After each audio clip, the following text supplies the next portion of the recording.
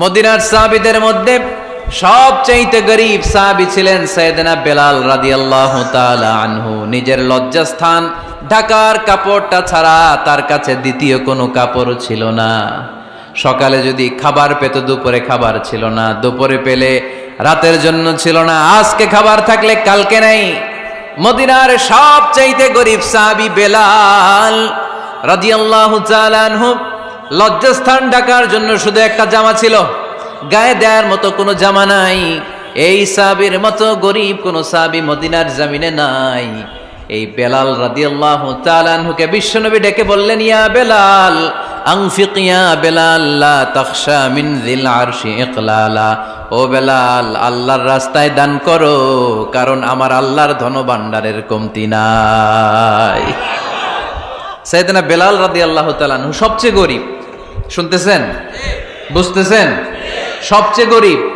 Down পার্টটা ঢাকার মতো একটা গার্মেন্ট ছিল, একটা কাপড়, এটা পেঁচায় আসতো, নামাজ পড়তো। গায়ে রাখার মতো কোনো জামা নাই, আর খাবার দাবার টাকা পয়সা বলতে নাই।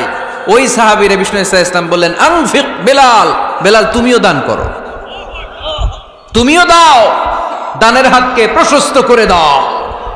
আনফিক ইবনা আদম উনফিক আলাইক, হে বনি আদম দাও, দিলে আমি তোমারে দেব।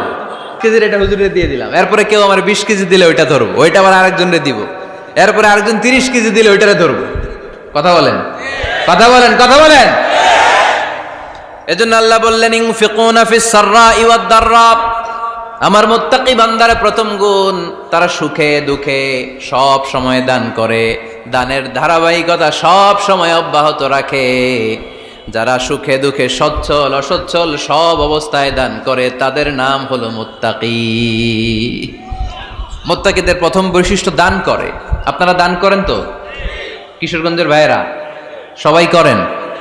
করেন তো? Take it as a reminder. আজকের এই আলোচনাটা একটা রিমাইন্ডার হিসেবে নেন। যাদের দান করতে একটু সমস্যা, মনে থাকে না, অলসতা বা একটু কিপটামির মনোভাব আছে, এই কিপটামি কৃপণতা ভুলে যান, দেন। দেন না একটু, আপনারা দিবে কে? বিশ্বাস হয়? দিলে বাড়ে, দিলে না দিলে কমে, কারণ আপনি দিলে আপনারে দিবে কে? তবে গোপন অবস্থায় দেওয়াটা উত্তম। প্রকাশ্য দান করলে আল্লাহ কবুল করেন, ওইটাতেও সওয়াব আছে, কিন্তু গোপনে দান করলে বেশি খুশি হয় কে? গোপনে দান করলে আল্লাহর রাগ ক্রোধ কমে যায়। আপনার কোনো পাপের কারণে আল্লাহ যদি আপনার উপর রেগে থাকে, আপনি গোপনে কিছু দান করে দেন, ওই রাগটা মুহূর্তেই ঠান্ডা হয়ে যাবে। 7 শ্রেণীর ব্যক্তিকে আল্লাহ তাআলা আরশের নিচে ছায়া দিবে কিয়ামতের দিন, যেদিন আকাশের সূর্যটা মাথার কাছে চলে আসবে, জমিনটা তামার জমিন হয়ে যাবে, তৃষ্ণায় মানুষের জিহ্বা বের হয়ে কুকুরের মতো নাভির সামনে ঝুলতে থাকবে।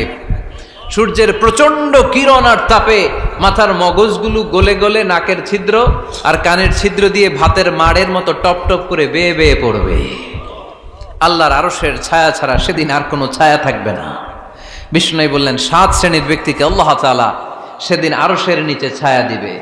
তার মধ্যে থেকে 1 শ্রেণীর ব্যক্তি, কিশোরগঞ্জের ভাইয়েরা খেয়াল করে শুনেন, তার মধ্যে 1 শ্রেণীর ব্যক্তি হচ্ছে রাজুলুন তাসাদ্দাকা বিসাদাকা ফাআখফাহা।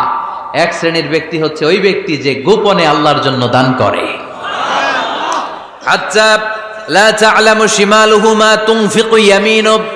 এমন গোপনে এসে আল্লাহর রাস্তায় দান করে দেয়, তার ডান হাত কি দান করেছে বাম হাত টের পায় না। ডান হাত কি দিল, বাম হাত দেখে নাই। অন্য মানুষ জানা তো দূরের কথা, এই গোপন দান আমার আল্লাহর কাছে খুব প্রিয়। এজন্য একটু দান করার অভ্যেস করেন, অল্প করে করেন। আজকে যে এই 5 টাকা দান করে দেন মসজিদে, 2 টাকার নোট থাকলে দান করে দেন, 1 টাকার পয়সা থাকলে দান করে দেন। দান করতেই হবে, কারণ মুত্তাকি হতে চাইলে এই দানের ধারাবাহিকতা কন্টিনিউয়াসলি এটা রাখতে হয়, এটা থামানো যায় না। সময় ভালো বেশি দিলাম, সময় খারাপ কম দিলাম, কিন্তু দিতে হবে। রাজি আছেন? আল্লাকা সিররুন ইনদা